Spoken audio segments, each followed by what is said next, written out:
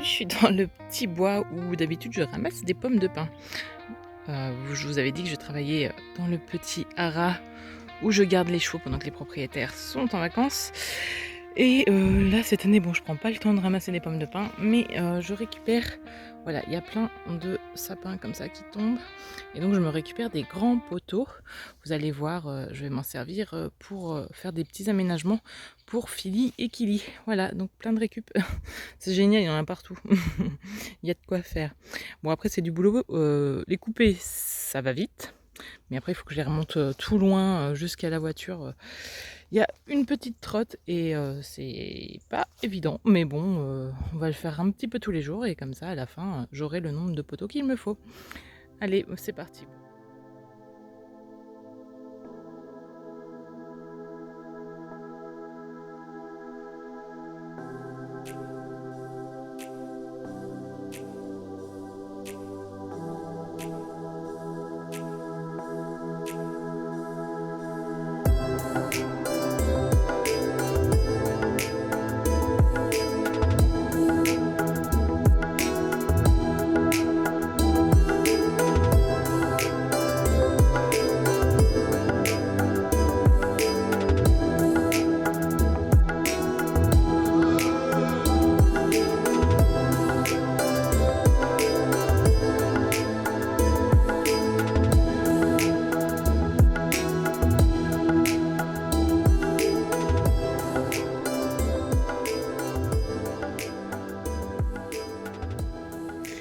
Coucou!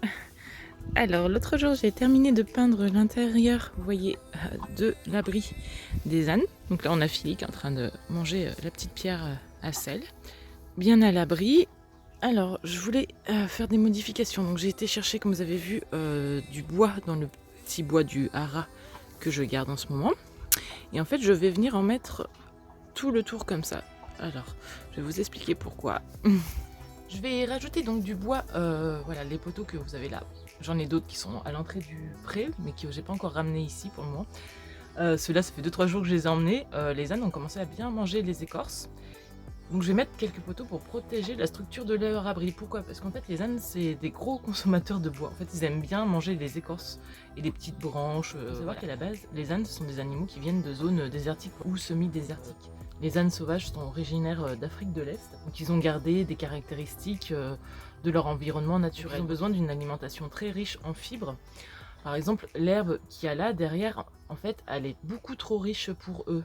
Donc je vais même bientôt devoir séparer le champ en plusieurs parcelles pour faire tourner un peu les parcelles, qu'ils aient à des moments de l'herbe un peu rase et qui soient un peu, pas en manque de nourriture, mais qu'ils aient de l'herbe un peu moins grasse, un peu moins verte. Le problème c'est qu'à l'origine, les ânes broutent 14 à 18 heures par jour et ils parcourent des très grandes distances. Et là ils sont quand même dans un pré fermé. Donc même s'ils ont plus d'1 hectare, c'est pas non plus assez grand pour qu'ils se déplacent, et puis ils n'ont pas besoin de se déplacer vu qu'ils ont de l'herbe en abondance, alors que dans la nature s'ils se déplacent beaucoup c'est pour chercher quelques petites brindilles à droite à gauche qui sont très pauvres en nutriments, contrairement à l'herbe qu'on a ici qui est très riche. Donc il y a un gros risque d'obésité et ça peut créer plein de maladies, voire même la mort des animaux. Quand on a des ânes, il faut essayer de faire en sorte qu'ils ne prennent pas trop de poids. Donc ça c'est un des problèmes, et donc ils ont aussi besoin de manger des choses très riches en fibres. C'est pour ça qu'ils s'attaquent souvent au bois de leur cabane, parce qu'ils ont besoin de ça, de manger du bois, des choses comme ça, des écorces. Donc moi je vais un peu protéger, voilà, le tour je vous montrerai ce que je vais protéger, parce que j'ai remarqué qu'ils s'attaquaient qu'à ces endroits là. Et ouais, je vais faire une autre petite construction avec des troncs comme ça qui pourront grignoter s'ils le veulent. Et puis je pense que de temps en temps je leur apporterai des morceaux de bois s'ils veulent un peu grignoter les écorces dessus. Voilà, faut savoir que l'âne, là pour l'instant moi je les nourris pas avec du foin. Alors vous êtes beaucoup à m'avoir demandé si je leur avais prévu du foin, mais en fait la prairie je pense qu'elle sera largement insuffisante pour les nourrir juste en herbe. S'il faut que j'achète du foin, j'achèterai du foin, mais il faut savoir qu'on peut donner de la paille, contrairement à un cheval, on peut donner de la paille à un âne, et c'est mieux pour eux parce que c'est plus fibreux, c'est moins nourrissant, et du coup ça leur remplit le ventre mais sans leur apporter trop de nutriments, contrairement à l'herbe ou au foin. Donc on peut aussi leur donner de la paille, contrairement à des chevaux qui ça pourrait tuer les chevaux, parce que je crois que ça fait des bouchons. Moi je suis pas une pro des équidés, mais voilà, les ânes, eux, peuvent avaler des choses très très fibreuses, très très dures, il n'y a pas de souci. Et c'est même mieux pour eux que de la bonne herbe bien verte comme ça qui peut être en fait dangereux pour eux. Donc voilà, là je vais continuer les petits aménagements sur le bâtiment. Je vous montre, vous voyez, j'ai peint il y a quelques jours et puis là, il n'y a plus de peinture. Mais en fait, c'est que ça a été croqué par un des ânes. Sûrement par Philly, hein, parce que Philly, il a vraiment ce besoin de croquer là, le bois, je le vois. Je pense que c'est aussi pour ça qu'ils jouent avec les petits bouts de bois, ils aiment bien. Et donc voilà, tout le long, en fait là, ici, certains m'ont demandé pourquoi j'ai laissé ouvert. En gros, s'il faut que je ferme, je fermerai, mais c'était un peu par fainéantise de démonter encore des palettes. Mais il faut savoir que là, en fait, c'est le niveau de leur tête. Donc leur corps est protégé du vent par ici.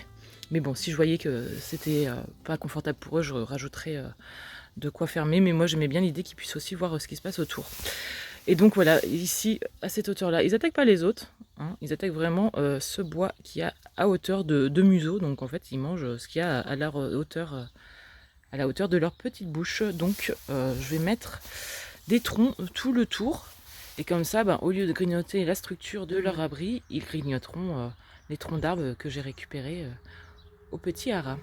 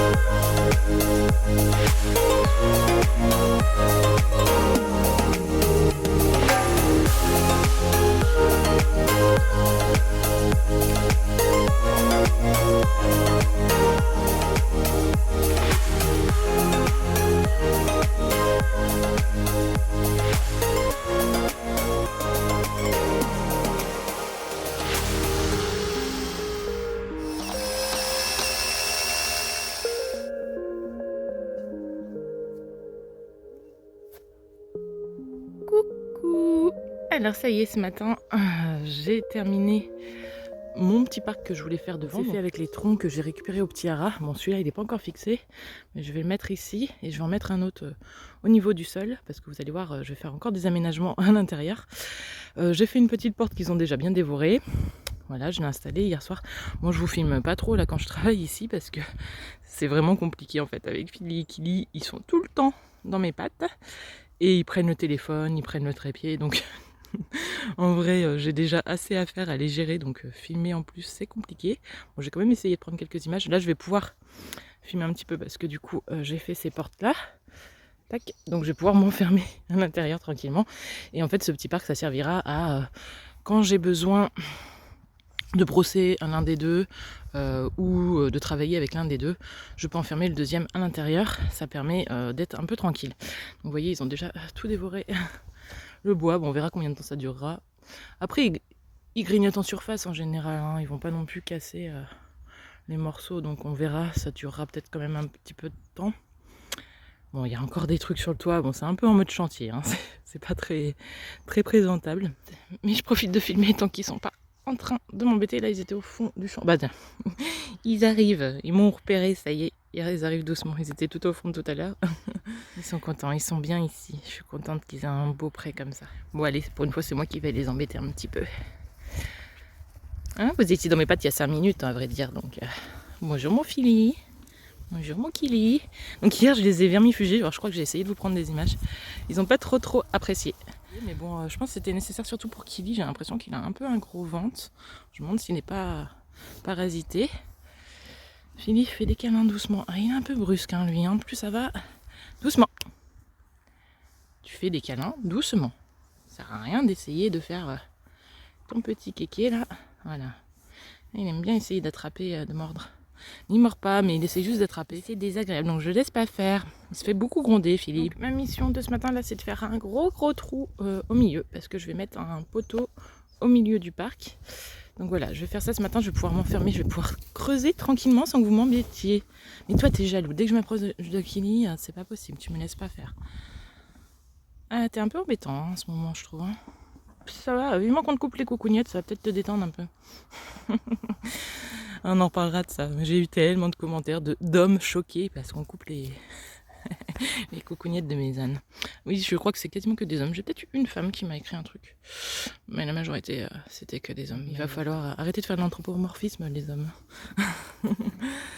Allez, bon, je vais m'y mettre. Je vais faire sortir Kili parce que là, si t'es dedans, je sais que je vais pas pouvoir travailler. Bonjour, mon loulou. Je suis encerclée. Là, vous êtes enfermés dehors. Je vais être tranquille pour faire mon petit trou.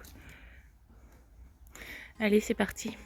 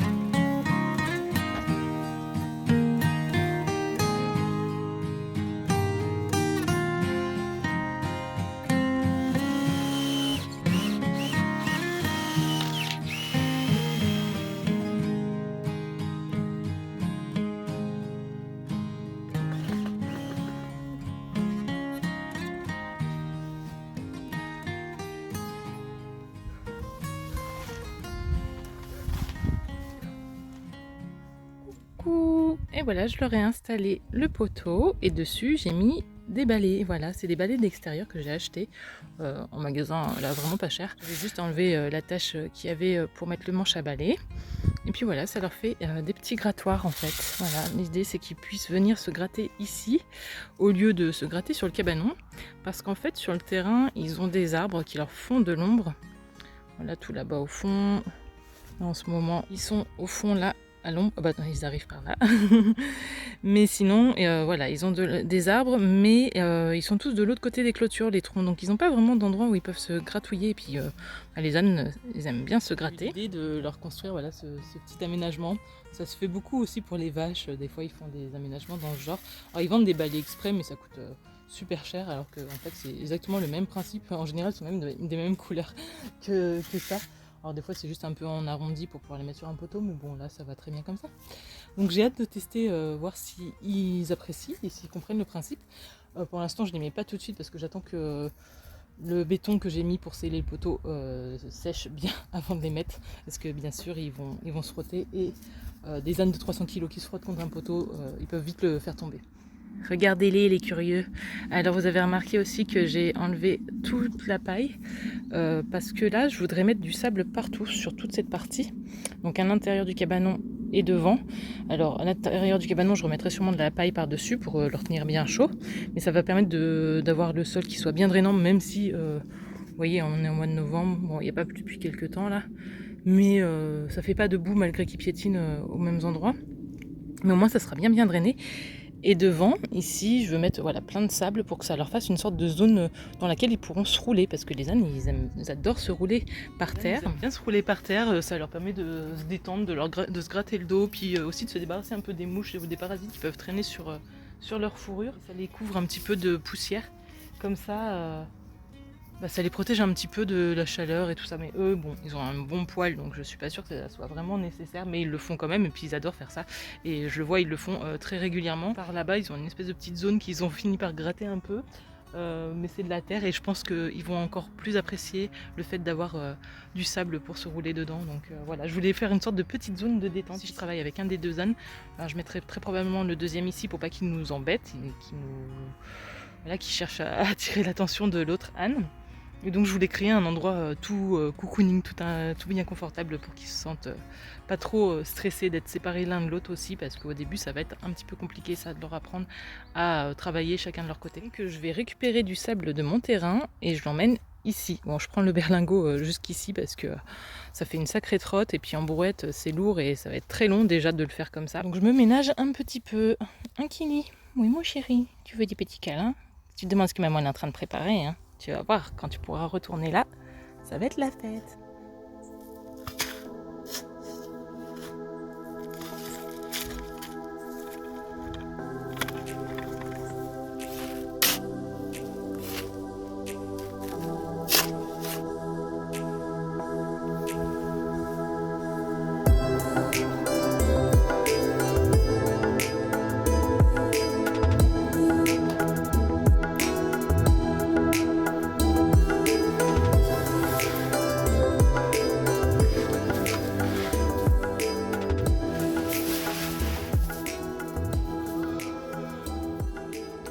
Voilà, je récupère le sable ici, sur ce gros tas de sable.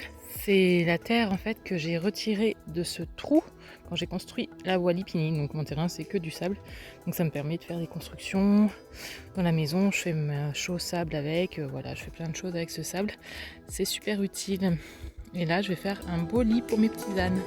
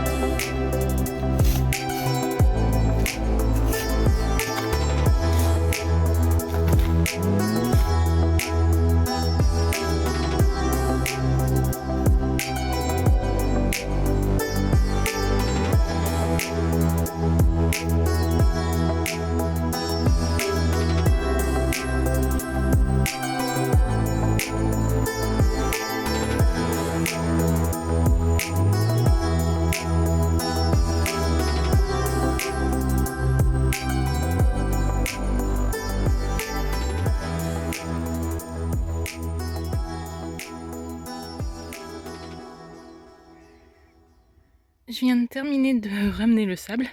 Ça y est, c'est fini. Bon, je ferai pas ça tous les jours, hein, c'est un peu physique quand même. Mais bon, c'est fait une bonne fois pour toutes. Et puis j'en ramènerai peut-être de temps en temps s'il faut. Donc j'ai mis au moins 8 cm on va dire. Là, il y en a peut-être encore un peu plus en épaisseur dans le cabanon. Donc il me reste plus qu'à mettre de la paille. Et puis j'ai bientôt terminé 2-3 petites finitions et ce sera bon.